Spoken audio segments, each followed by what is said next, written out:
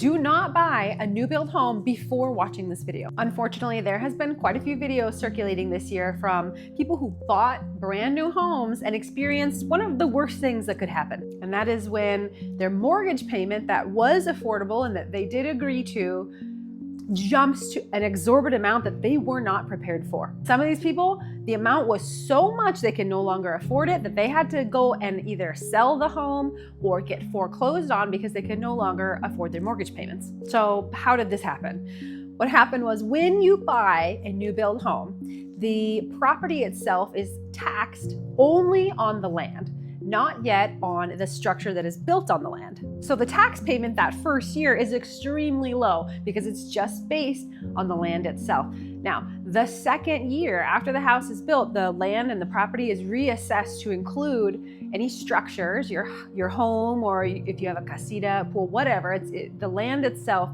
is reassessed. And that tax payment jumps up, sometimes a lot. So when you're buying a new build home, you need to make sure you understand what those estimated taxes will be and make sure that whoever's giving you your monthly, estimated monthly mortgage payment, that they're including that estimated taxes, not that current actual tax. If an agent is representing you, the agent should let you know this, the sales rep for the builder should let you know this, and your lender should let you know this. Unfortunately though, sometimes somebody buys a new build home without agent representation, so that agent is out of the picture. This sales rep is just rushing through trying to get you to sign all the documents without making sure that you've read all 80 pages of that new build contract. So they skip over that part too, which is a really important part to skip over. And then sometimes the lender doesn't let you know this. And in my experience, the lender that you're working with the new build is the builder's preferred lender. Sometimes they are tied together where like one company owns the other.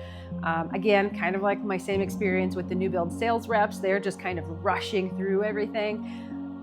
Typically, those new build lenders are not spending as much time explaining everything as like a local lender would. So if you're planning to buy a home, make sure you do yourself a favor and ask the question, are the taxes that are currently being used, is it the current taxes or is it the estimated taxes after the property has been reassessed? And if it's the current taxes that they're using, you might want to do some research on property taxes in the area of other homes that have already been built and use that for your figures. You could probably get a good ballpark with that.